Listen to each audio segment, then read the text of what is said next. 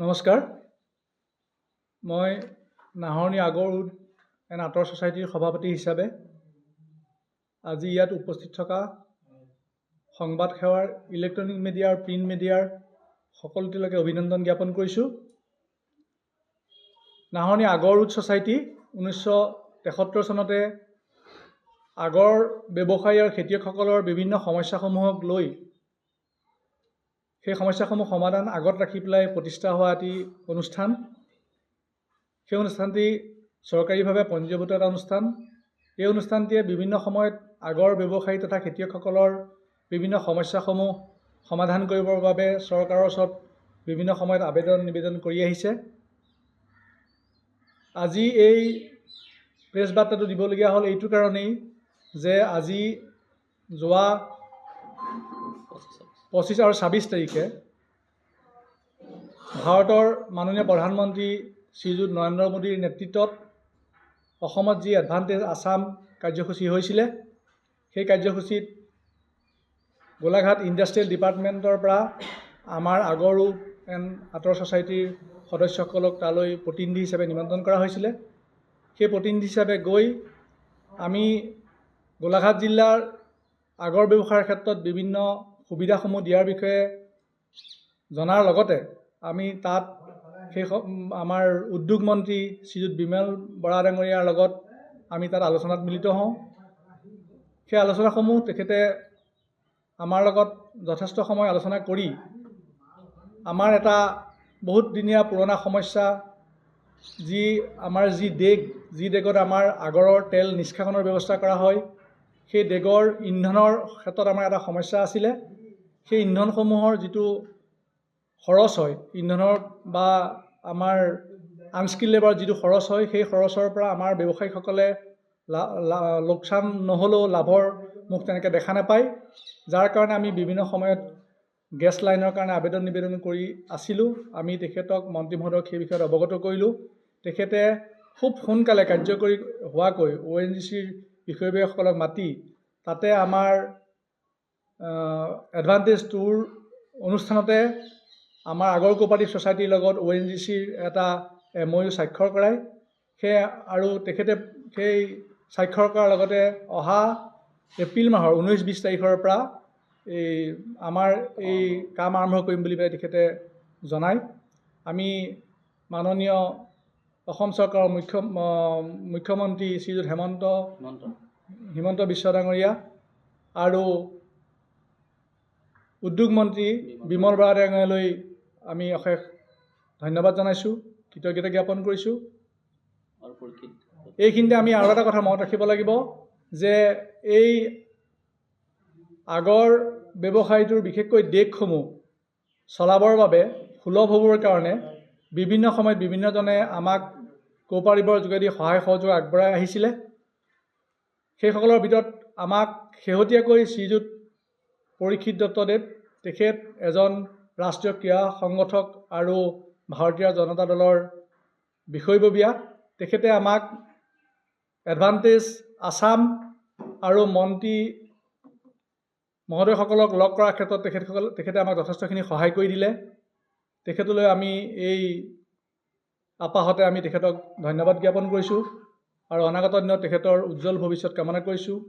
ইয়াৰ বাদেও ইয়াৰ আগতো এই গেছ লাইনৰ সম্প্ৰসাৰণৰ ক্ষেত্ৰত বৰ্তমানৰ সৰুপথাৰ সমষ্টিৰ বিধায়ক বিশ্বজিৎ ফুকন ডাঙৰীয়া, সেই সময়ৰ প্ৰাক্তন আছু নেতা অভিৱৰ্তন গোস্বামী ডাঙৰীয়া আৰু আমাৰ নাহৰণি অঞ্চলৰে সমাজসেৱক নুৰুল চুলতান ডাঙৰীয়াও সেই সময়ত চেষ্টা কৰিছিলে। বিশেষকৈ বিশ্বজিৎ ফুকন ডাঙৰীয়াৰ চেষ্টাত আমাৰ সেই সময়ত কিমানটা দেগ আছে সেই ওপৰত এটা আমাৰ ছাৰ্ভে হৈ গৈছিলে। সেই ছাৰ্ভেটো হৈ যোৱাৰ কাৰণে আমাৰ এতিয়া গেছ লাইনৰ ক্ষেত্ৰত আমাৰ যথেষ্টখিনি সুবিধা হ'ব। আমাৰ সম্পাদক মহোদয়ে তেখেতৰ বাৰ্তাত আমাক MOU যি স্বাক্ষৰ কৰা হৈছিলে সেই বিষয়ে তেখেতসকলে জনাব।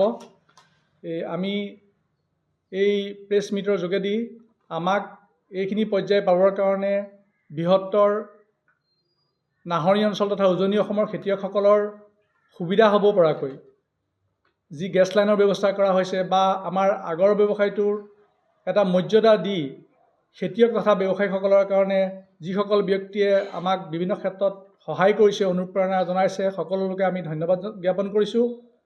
আৰু অনাগত দিনত এই ক্ষুদ্ৰ ব্যৱসায়টোৰ যোগেদি উজনি অসমৰ এক বৃহৎ শ্ৰেণীৰ লোক যাতে উপকৃত হ'ব পাৰে সেই আশা কৰি সামৰণি মাৰিছোঁ। আইন যদি কৰা হয়, এই ব্যৱস্থাটোৰ দ্বাৰা আমাৰ প্ৰায় 216টা ইউনিট আছে। সেই ইউনিটৰ লগত প্ৰত্যক্ষ পৰোক্ষভাৱে যথেষ্টখিনি মানুহ জড়িত হৈ থাকে। কোনোবাই ইন্ধন যোগান দিয়ে, কোনোবাই ৰ মেটেৰিয়েলছটো যোগান দিয়ে। আমি আশা কৰিছোঁ যে প্ৰত্যক্ষ পৰোক্ষভাৱে বৃহত্তৰ অঞ্চলৰ প্ৰায়বিলাক লোকেই তাৰ পৰা উপকৃত হ'ব। গোলাঘাট জিলাৰ আপোনালোকক গোটেই কথাখিনি উত্থাপন কৰিলে, তথাপিতো মই দুই এটা কথা আৰু অৱগত কৰিব বিচাৰিছোঁ। বিশেষকৈ আমাৰ এডভান্টেজ আছামৰ যোগেদি আমাৰ আচলতে অসম চৰকাৰে হওক বা কেন্দ্ৰীয় চৰকাৰে হওক যথেষ্টখিনি এটা আমাৰ আশাৰ ৰেঙনি আমি দেখিছোঁ। বিশেষকৈ আমাৰ আগৰ ব্যৱসায়লৈ আমাৰ আশাৰ ৰেঙনি আহিছে। আমাৰ সভাপতি ডাঙৰীয়াই উল্লেখ কৰাৰ দৰে আমাৰ উদ্যোগ মন্ত্ৰী ডাঙৰীয়াই যথেষ্ট তৎপৰতাৰ সৈতে আমাৰ সন্মুখতে থাকি আমাৰ ONGCৰ ঊৰ্ধ্বতম বিষয়ববীয়াসকলৰ লগত আমাৰ যি MOU চুক্তি, সেই চুক্তি স্বাক্ষৰ কৰাই দিলে। তো তেখেতলৈ আমি আন্তৰিক ধন্যবাদ জ্ঞাপন কৰিছোঁ। আৰু লগতে আমাৰ মাননীয় অসমৰ মুখ্যমন্ত্ৰী, ডাইনামিক মুখ্যমন্ত্ৰী শ্ৰীযুত হিমন্ত বিশ্ব শৰ্মাদেৱলৈ আমি যথেষ্ট আমাৰ অনুষ্ঠানৰ তৰফৰ পৰা কৃতজ্ঞতা জ্ঞাপন কৰিছোঁ। আৰু আমাৰ আগৰ ব্যৱসায়ৰ যথেষ্টখিনি সমস্যা আছে, সেইখিনি পৰ্যায়ক্ৰমে আমাৰ সমাধান কৰি দিয়াৰ তেখেতসকলে প্ৰতিশ্ৰুতি দিছে।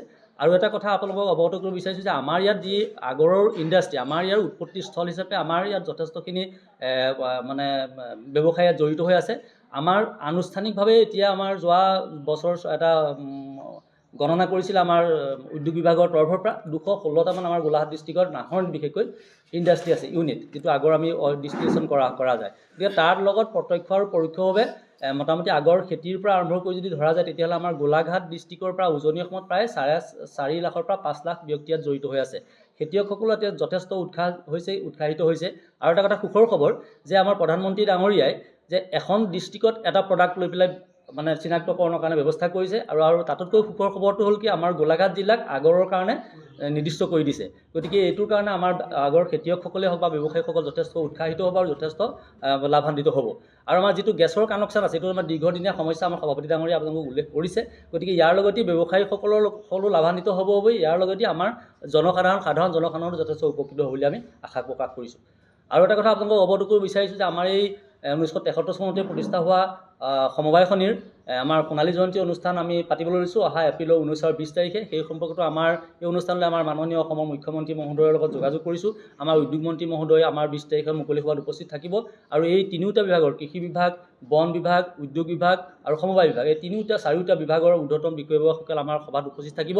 গতিকে আপোনালোকৰ সহায় সহযোগিতা আমি আশা কৰিছোঁ। আৰু যাতে আমাৰ এই অনুষ্ঠানটো সাফল্যমণ্ডিতভাৱে কৰিব পাৰোঁ, তাৰ কাৰণে আমাৰ সকলো স্থানীয় বা আমাৰ গোলাঘাট জিলাৰ সকলো ৰাইজৰ পৰা দিহা পৰামৰ্শতা সহায় সহযোগিতা আমি আশা কৰিছোঁ। আৰু সেই অনুষ্ঠানতে আমি এখনি সুন্দৰ অকল আগৰৰ ওপৰত থকা কৰি পেলাই আমি এখনি স্মৃতিগ্ৰন্থ প্ৰকাশ কৰাৰ কথা চিন্তা কৰিছোঁ। গতিকে আপোনালোকক সকলো দিশতে আমি সৰ্বদিশতে সহায় সহযোগিতাৰ আশা কৰিছোঁ। আৰু আমাৰ সেই অনুষ্ঠানতে আমাৰ এটা বৃহৎ আমাৰ আগৰৰ ওপৰত যি ডেমনষ্ট্ৰেশ্যন, মানে আমাৰ গোটেই কৰ্মশালা হিচাপে এখন ব্যৱস্থা কৰা হ'ব আগৰৰ ওপৰত।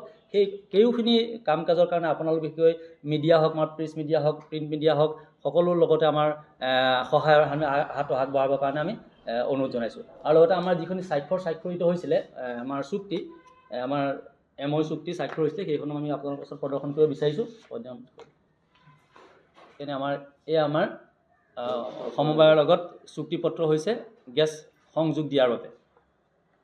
তেখেতসকলে খুব সোনকালৰ পৰা কাম আৰম্ভ কৰিব।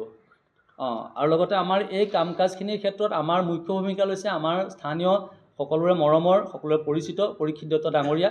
তেখেত এজন যুৱ নেতা আৰু তেখেতৰ সবল নেতৃত্বতে আমি সকলোৰে লগত সাক্ষাৎ কৰি আমাৰ এই কামখিনি আমি হাচিল কৰিব পাৰিছোঁ। আমি আশা কৰোঁ তেখেতক আমি কৃতজ্ঞতা জ্ঞাপন কৰিছোঁ আৰু লগতে তেখেতৰ উজ্জ্বল ভৱিষ্যত কামনা কৰিছোঁ। আছিলোঁ, কিন্তু কিবা বিশেষ কাৰণত আমাক হয়তো তাৰ পৰা অকণমান আঁতৰাই ৰখা যেন আমি অনুভৱ কৰিছোঁ। কাৰণ সেই অনুষ্ঠানটোৰ যোগেদি আমাৰ কিমান কি লাভ হ'ব নহ'ব সেইখিনি আমি এতিয়াই ক'ব নোৱাৰোঁ। কিন্তু চৰকাৰে অকণমান দৃষ্টি দি পেলাই তাৰ কাম কাজখিনি যাতে ত্বৰান্বিত কৰি আমাৰ ব্যৱসায়ী আৰু কৃষকসকলক যাতে সহায় কৰে, তাৰ কাৰণে মই এই বাৰ্তাৰ যোগেদি অনুৰোধ জনাইছোঁ।